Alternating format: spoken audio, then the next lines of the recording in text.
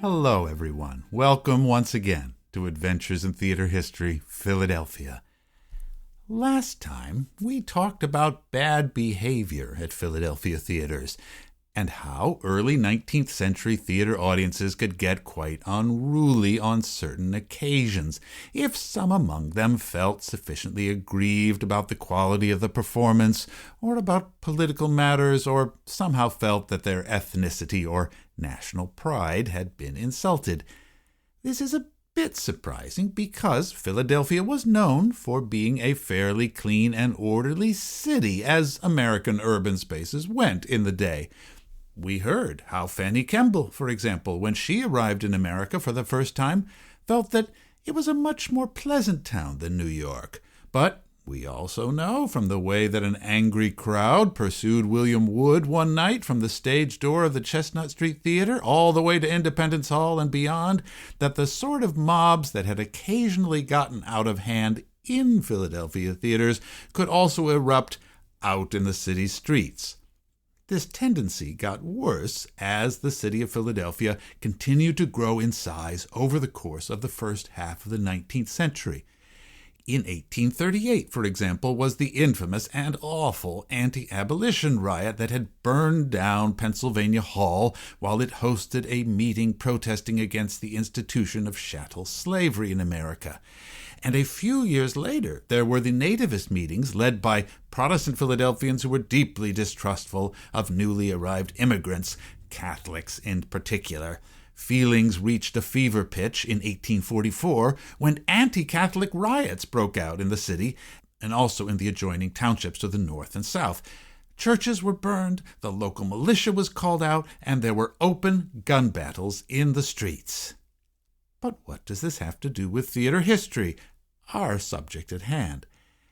As Philadelphia's population had expanded, more theaters that catered to popular tastes for melodramas, ballad operas, pantomime spectacles, circuses, and even minstrel shows were to be found throughout the city. And even though more sedate and wealthy people were also attending these same theaters, when push came to shove, as it were, raucous behavior was often the norm.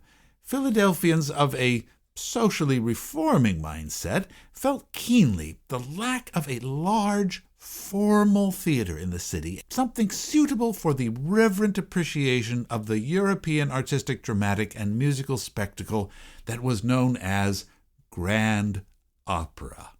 Bellini, Rossini, Mozart, Weber, Verdi, that sort of thing. Believe it or not, many people thought that maybe opera had the answer and could spread peace over the roiling city, giving it a calming and uplifting spirit of art.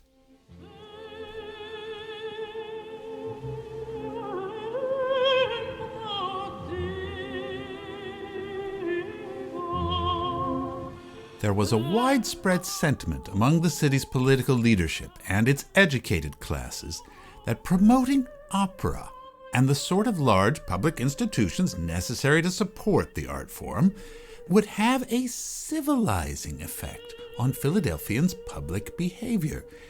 Opera would prove a means of social refinement, wrote one supporter, who envisioned that an opera house in Philadelphia would, quote, lay the foundation of such a system as would enable us hereafter to command the best musical and dramatic talent of the world, and would elevate the tone of dramatic entertainments with a view to reform in the morale of our theaters.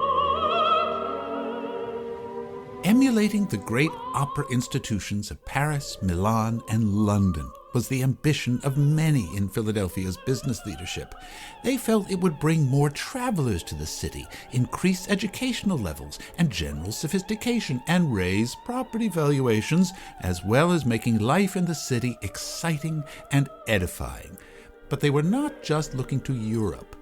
Competition between the large cities of the American Eastern Seaboard was already quite keen, and Philadelphia did not feel at all secure in this race.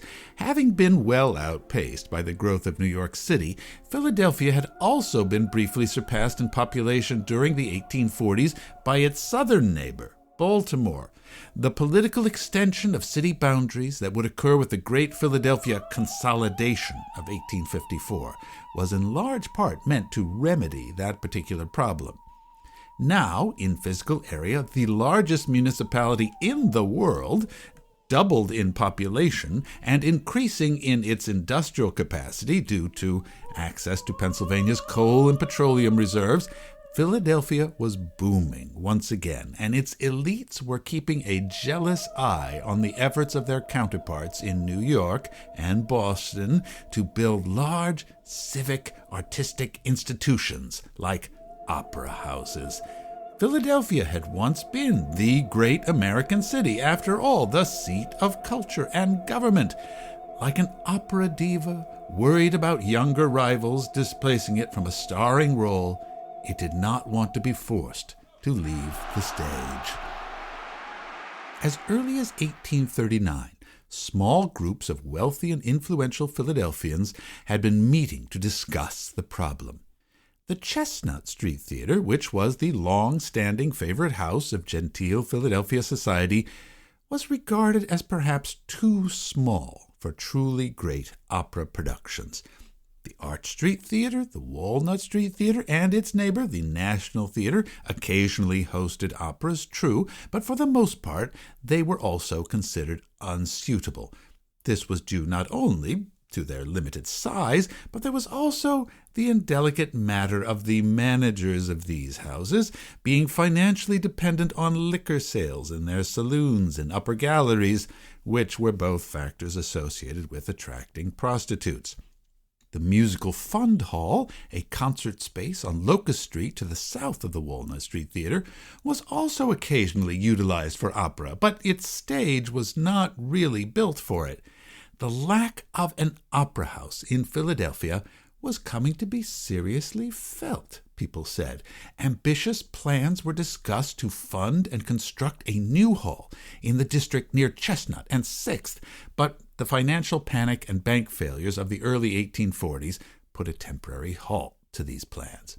But by mid-century, urban elites in all American cities were once again seeking to build theater spaces where audience behavior could be completely regulated. The wealthy elite of New York City moved first. The Astor Place Opera House, built in 1847 at the corner of Broadway and Astor Place, was meant to be this grand civilizing space for Manhattan. But the 1,800-seat theater failed financially when producing opera in the first year of its existence, and then when it subsequently became a legitimate theater, hosting tours of great Shakespearean actors, another disaster occurred. It was the site of the famous riots of May 1849, when the fans of Philadelphia's Edwin Forrest clashed with the supporters of English actor William Charles Macready. Now, in the run-up to that riot in New York, there had been demonstrations against Macready when he performed at the Arch Street Theater in Philadelphia, too. But as I've said before, the Astor Place riots are mostly a New York story, and one that has been well documented in many other books, articles, and podcasts. But if you're interested in learning more, I've written about the Astor Place riots, as well as 2 other famous early 19th century theater disturbances in London and Paris, in the blog for our website, aithpodcast.com. Look for the post dated December 3rd, 2021, entitled The Riot Act. So, let's take the Astor Place riot as being read. Now that the Astor Place Theater was in a complete ruin, Manhattan's opera lovers decided to try again, and in 1852, the New York Academy of Music, with the specific mission of, quote, advancing musical taste to secure musical entertainments accessible to the public at moderate charge, close quotes, was founded by a small private group of stockholders. Now, that's generally how things were done back then. We are long before the era of non-profit corporations. And although the founders of the New York Academy of Music also looked to avoid, quote, the odor of exclusiveness, they could hardly avoid that unfortunate odor, since they were careful this time to locate their grand new opera house in a nicer part of town, farther away from working-class areas. The 4,000-seat New York Academy of Music was opened in 1854 at the corner of Irving Place and 14th Street. Its frontage had a long series of elegant, tall, arched windows with classical columns placed between them. Inside were elaborate and costly decorations and sumptuous saloons and galleries. It was perfect for being a showplace for wealth and elegance, and grand balls were immediately held in it. Now, admittedly, as a theater space, it left something to be desired. It endured much immediate criticism about poor sightlines, for instance. But let's take a moment to consider the name, the Academy of Music. Why not the New York Opera House? Well, okay, there were now two problems with the term opera house in America. One was that it seemed too elite. The placards posted on lampposts by the pro-Forest side before the Astor Place riots had sneered at the aristocratic opera house. Nominally, this new academy was supposed to be a civic venture where all classes were welcome. And then there was a second problem. Opera house was paradoxically also becoming too downmarket. There were minstrel theaters and vaudeville halls starting to call themselves opera houses and museums in an effort to claim some air of respectability. Now, opera house as a description would not do at all. So if opera seemed both standoffish and yet also downmarket, well, what about academy? After all, the very art form of opera had been invented by academies in Italy. Centuries before, groups of scholars and musicians who wanted to recreate ancient classical music of the Greeks and Romans and bring it back to the people of the world had called themselves academies. An academy had the air of intellectual seriousness and also civic pride. It was high-minded and civilizing, like the Académie Française. And who were the members of the New York Academy? Why, wealthy men of culture who invested in becoming shareholders of the organization, buying themselves lifetime passes to the premier artistic events of the social season. That's why the New York Academy of Music. So, thought the bigwigs of Philadelphia, 100 miles to the south, we're going to have an academy too. One like New York has, but better. And they looked to Boston as well, where they were also building a great new home for opera, and there was already the established school called, you guessed it, the Boston Academy of Music. So, thought Philly, okay, let's have one of those too. Unfortunately, some enterprising folks in the Quaker City had already founded a small music school on Chestnut Street called the Philadelphia Academy of Music, so that was taken. What else could they call it? Well, over the years, many of Philadelphia's theaters, at various stages, had attempted to claim patriotic primacy by calling themselves the American Theater or the American Company. All right, so how about the American Academy of Music? Now that sounded right for the city where America was born. Oh, they would even do New York and Boston one better. The American Academy of Music would actually be a national institution, so an opera house and a music school were planned. The original charter provided for, quote, the establishment of a school of vocal and instrumental music, and for the organization of a competent corps of professors whose pupils would prove very useful among the members of orchestras and choruses." Close quotes. Eventually, this aspect of the project in Philadelphia would be abandoned as unfeasible, but the decision on what to call the building was made: the American Academy of Music. And that name can still be seen carved onto the centerpiece of the building's cornice today.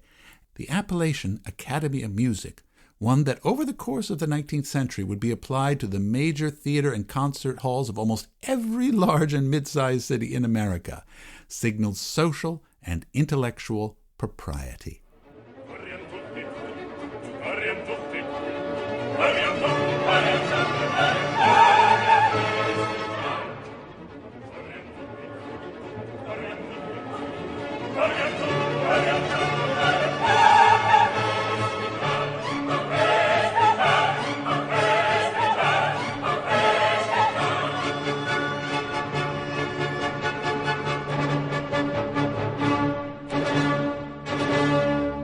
The designation academy was therefore an assertion of a superior social space and suggested that the theater was governed by a group of eminently respectable citizens who would oversee the status and quality of all performances. The original prospectus for the American Academy of Music specified that the management, quote, would give throughout the whole year a series of operas, English and Italian, promenade and other concerts, the pure drama, pantomime, and French vaudeville, close quotes. Families of all classes, it was stressed, would find it a pleasant resort of superior character. So, now that we have the name, what are we going to build? And where in Philadelphia would we put it? A structure that would comfortably hold up to 5,000 people, with magnificent ornamentation and open sightlines for every seat, was envisioned. Although, at sight of the corner of 8th and Chestnut Streets was briefly considered, it was decided that the confusion and personal exposure of the longtime Philadelphia theater district made the area too difficult for opera-goers to navigate. So, go west. With the consolidation of 1854, it became clear that not only would the location of desirable residences inevitably shift to the largely undeveloped western side of the city, but also that the eponymous width of the central north-south spine of Philadelphia's grid plan, known as Broad Street, was now an attractive feature for prestigious new cultural institutions. This was especially important for a facility that would require huge amounts of traffic at very particular hours of the evening, with anticipated crowds in the thousands arriving and leaving in carriages simultaneously. There were already some existing entertainment venues along Broad Street, such as the rebuilt open-air Vauxhall Gardens between Sansom and Walnut, signaling that the heretofore sparsely developed thoroughfare could be a most promising location for entertainment. In 1853, the popular and well-attended General Welch's Circus, with its star, the clown Dan Rice, had set up at the corner of Broad and Locust and had apparently accommodated the thronging crowds quite handily. William Parker Folk, who was a leading member of the group of Philadelphians organizing the plan for the Academy, wrote, "The attendance at the Hippodrome from all parts of the city and incorporated districts shows how readily these citizens are collected from every quarter when the entertainment offered them is such as to please." Acting swiftly, the group purchased the lot that the circus had occupied. Although, of course, they griped about the expense that the previous owner charged them, it proved to be well worth the price. On September 22, 1854, the building committee announced an architectural competition for a theater on this lot measuring 238 by 150 feet. Specified in the requirements was that the house should seat at least 4,000 spectators in 3 tiers of boxes, along with a balcony and a parquet. It was meant to be both a concert hall and an opera house, as Far as the exterior, it was to be, quote, a simple but imposing style built of brick with dressings of granite, brownstone, and cast iron. Strictest modern methods of ventilation and fire safety were also to be included, and they were in a hurry, said the committee. Proposals were due by December 1st, only 2 months away. This seemed like an incredibly quick turnaround to me for such a large project, but at least 5 architectural teams had their proposals submitted by the deadline. Among them was the young architect Edwin Forrest Durang, son of our old friend, the theater historian Charles Durang. The architectural historian Michael J. Lewis has recently published a monumental book entitled Philadelphia Builds, and he has an entire chapter about the design competition for the Academy of Music. I highly recommend it for his erudite examination of how exactly this played out. He devotes a lot of space to the questions of interior design and the politics behind it, and how the different submissions show the influence of German or Italian classical architecture, but I will cut to the chase and tell you that eventually the commission unanimously chose and approved a design by the German architects Gustav Runge and Napoleon Lebrun, who submitted what Lewis terms, quote, an opulent Venetian design with a curving domed roof and a facade consisting of an arcaded entrance capped by a classical Corinthian colonnade. Statues at the summit celebrated the arts that would mingle within: poetry, music, and dance. Now, those of you who are familiar with the Academy of Music will immediately note that this is nothing like the building that stands there today. What happened? It turned out that no sooner had the winners gotten their prize money than the head of the committee, the distinguished George S. Pepper, turned around and asked them to completely redo the exterior design into something much more simple. Runge and Lebrun immediately complied and produced instead the rhythmic parade of tall, rounded windows with the detailed brick exterior that Philadelphians were to become so familiar with. Michael Lewis even gives us the proper name for this type of architecture: Rundbogenstil, or round arch style, a very popular and respectable type of German design typical of North German theaters and public buildings. Why this change? The answer seems to be that A, the committee was worried about the cost of the original design, and B, the prevailing remnants of Quaker sensibility in Philadelphia always preferred simple, plain exteriors without too much ornament. But the main thing that the committee wanted was that interior space. This was where the civilizing and uplifting mission of the Academy of Music would have its greatest effect. No crowd has ever been calmed down or uplifted by an imposing exterior. The Astor Place Opera House proved that. In fact, such an imposing exterior rather tends to provoke people's resentment.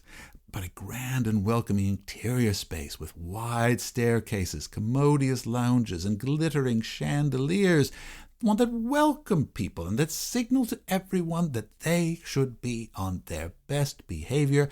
That was what the committee loved about Runge's and Lebrun's plan. Don't change a thing about that, they said. In fact, if today you look at the front lobbies and grand ballroom of the Academy of Music, you can clearly see the Venetian design with the classical columns that had originally been planned for the outside, too. But best of all was their plans for the auditorium itself. That's what won the day. It was an open horseshoe design with an emphasis on proper acoustics, ventilation, and fire prevention, with great sight lines for every seat in the house and an orchestra pit that would accommodate 84 musicians.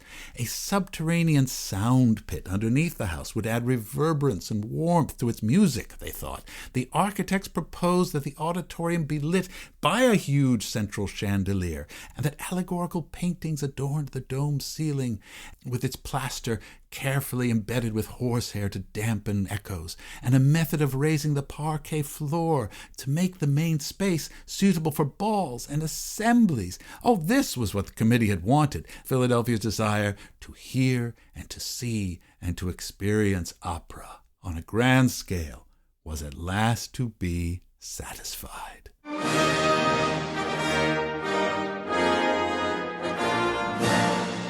The contract for the construction of the Academy was given to John Davis Jones, a Philadelphian of great reputation in the building trades, and the groundbreaking took place on June 18, 1855.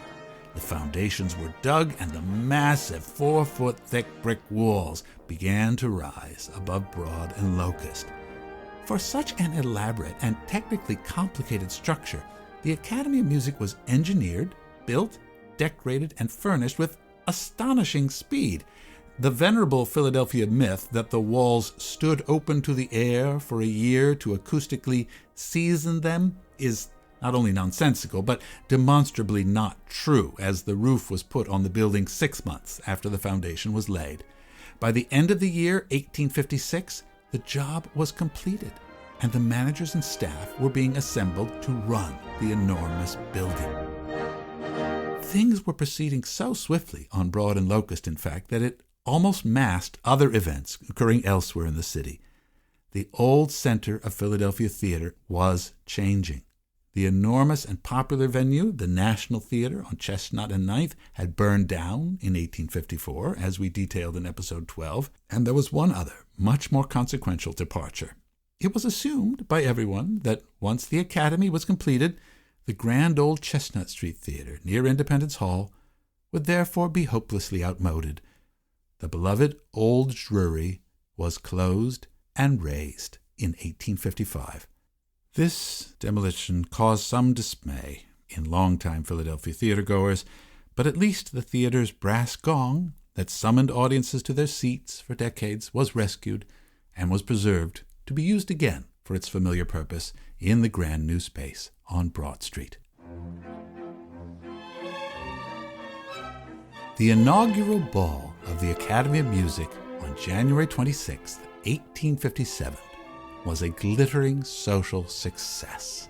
Thousands lined Broad Street to watch the arrival of all the carriages and people in their finery. As everyone arrived at the new home for Philadelphia culture, they gawked and marveled at the decor, as they had been meant to. The hallways and the stairs were blazing with gas torchieres and sconces as the light bounced off the pale floors and walls. In the auditorium itself, the dimensions of the interior was modeled after the Opera House at La Scala in Milan. The ceiling surrounding the enormous central chandelier was decorated by murals executed by the German painter Karl Heinrich Schulze. As the ball-goers gazed upward, they could see his 4 elegant frescoes, 3 paintings depicting allegorical figures of the muses of poetry, music, and dance, and a 4th representing the dual figures of comedy and tragedy. The wide stage was filled with an artificial grove arranged around a grotto. Ladies displayed dresses and jewelry whose cost was clearly in the thousands of dollars. This was a future the founders of the city of Philadelphia had never dreamed of. A newspaper reporter from New York was duly impressed and remarked to his readers, "In the great rolling, heaving, elegant crowd, I cannot discover a single Quaker in Quaker uniform, not a plain coat, nor a plain cap. Would William Penn recognize this European fashion and art institution as an offshoot of his original design? Vanity of vanities, the thousands revolve around and around, the dancers glide and pant, the musicians strike forth the sugary thunder, the mass, the whirl, the roar of the crowds, all are here." The only trouble of the inaugural ball evening was at the end of it. After a huge mix-up in the gentleman's cloakroom, many a Philadelphia gentleman went home with someone else's coat, hat, and overshoes. The classified ads of the newspapers were full for a week with offers to find the proper owners and exchange hats. But on the whole, the general feeling was that it had been the grandest night the city had ever seen. More was to come. On February 25th, finally, the long-awaited first grand opera at the Academy of Music, Giuseppe Verdi's new Il Trovatore, received its American premiere, starring the great diva Madama Marietta Gazzaniga. Scenery painted with rich backdrops by Russell Smith decorated the stage, and the orchestra pit was filled with the best local musicians. Wealthy patrons and their families rented the luxury boxes, while a broad spectrum of other Philadelphians eagerly filled the parquet and the upper balconies.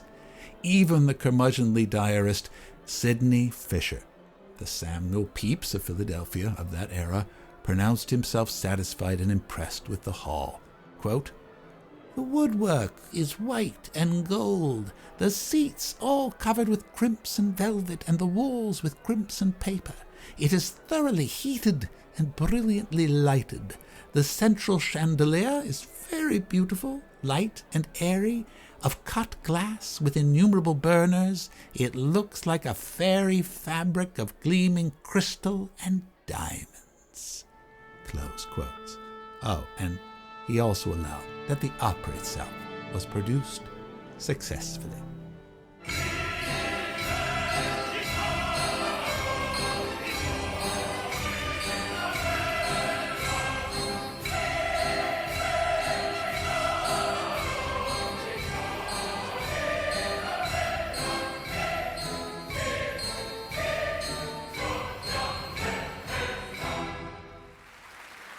The new season continued on subsequent nights.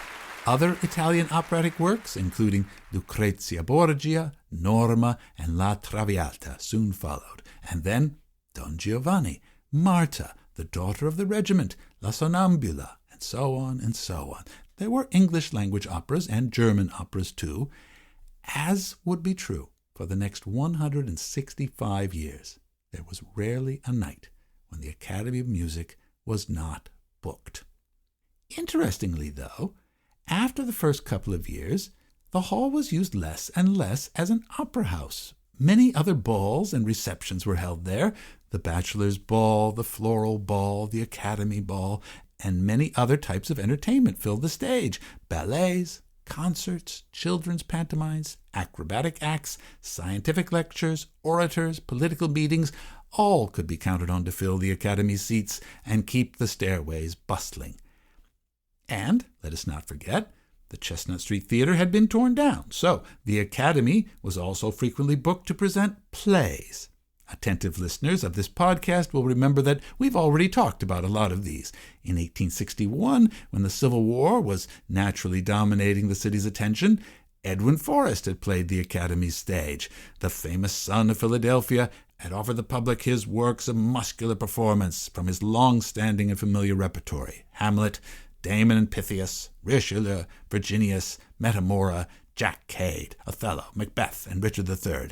And Forrest returned in 1864 in a spectacular and highly impressive production of Shakespeare's Coriolanus. In 1863, Louisa Lane Drew had appeared in a benefit evening for the Union Military Hospital charity called the Sanitary Commission, playing Portia in the trial scene from Shakespeare's The Merchant of Venice. The great Charlotte Cushman, whom we will learn about in an upcoming episode, had also played the Academy as part of her efforts in many cities to support the Sanitary Commission. In August of 1863, Edwin Booth had made his Academy debut, presenting, among other plays, his version of Richard III. The Booth family already had a deep history in Philadelphia, going back to the days when his father, the erratically brilliant Junius Brutus Booth, had arrived from England in 1821.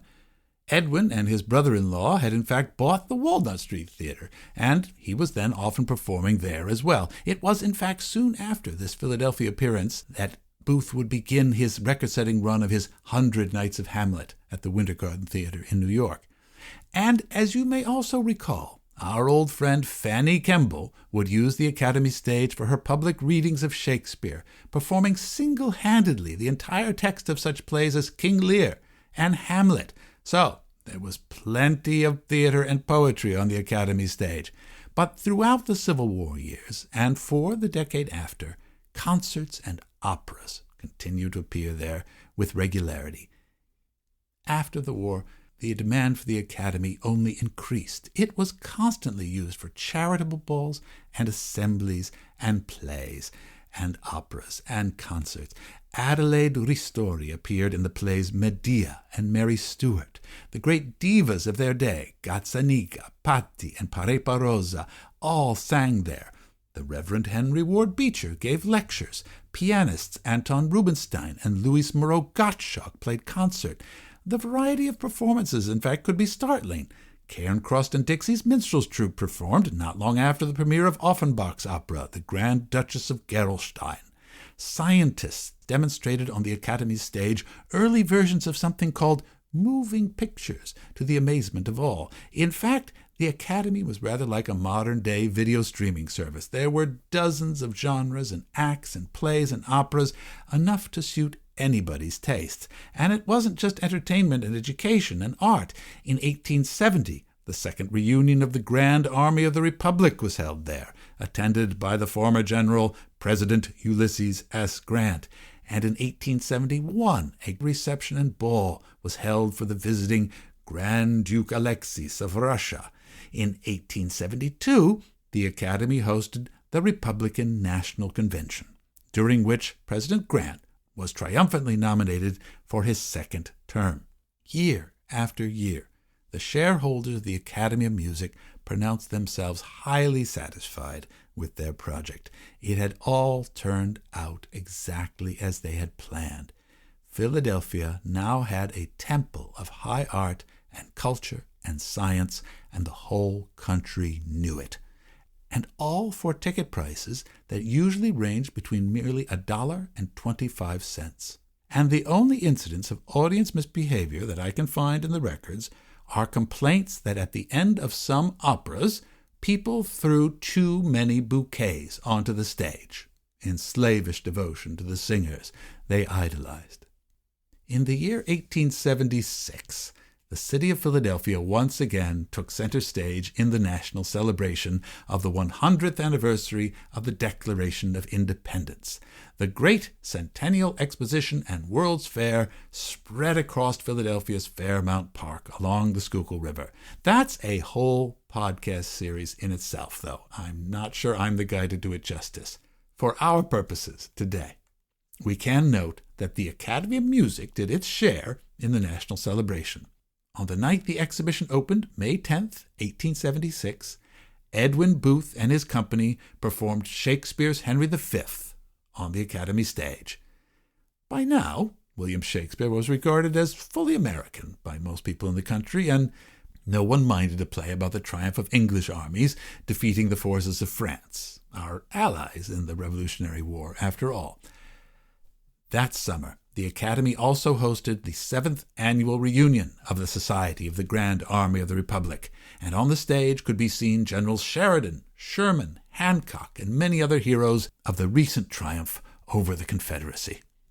It should also be mentioned at this point that the Academy of Music on Broad Street now had some new neighbors, as the center of gravity of Philadelphia culture kept shifting to be closer to it. The third Chestnut Street Theater had been built just a few blocks away in 1863, and Horticultural Hall, another concert and exhibition space, had been constructed next door to the Academy to the south. Across the street, the Kiralfy brothers, the Hungarian-born producers from New York, had erected a fantastical Moorish palace to hold their grand spectacular production of Around the World in 80 Days for the thousands of people arriving from around the world to see the Centennial Exposition. When the show was over, patrons could stroll in a garden with fountains, flowers, and statuaries adjoining to the north in a pleasure garden, and all the while the now familiar round-arched windows of the Academy of Music glowed down onto passers-by on Broad Street. Operas, concerts, and plays continued to fill its stage that entire year, and well-behaved audiences flowed in and out of its doors nightly, their minds filled with memories of music and theater and dance that would last them their entire lives. And on that note, we'll leave things for today. I've been thrilled to finally talk about the Academy of Music, still Philadelphia's grandest and most intact 19th century theater space.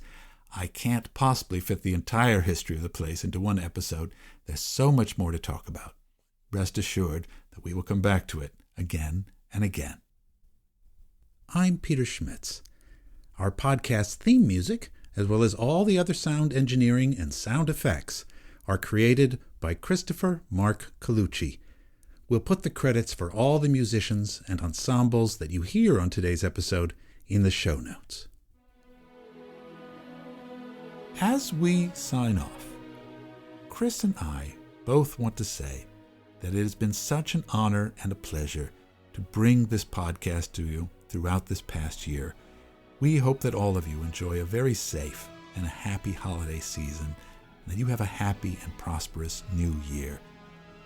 We leave you with the gift of this music, the overture to Richard Wagner's Tannhäuser, an opera first performed on the Academy of Music stage in 1897 under the conductor Walter Damrosch.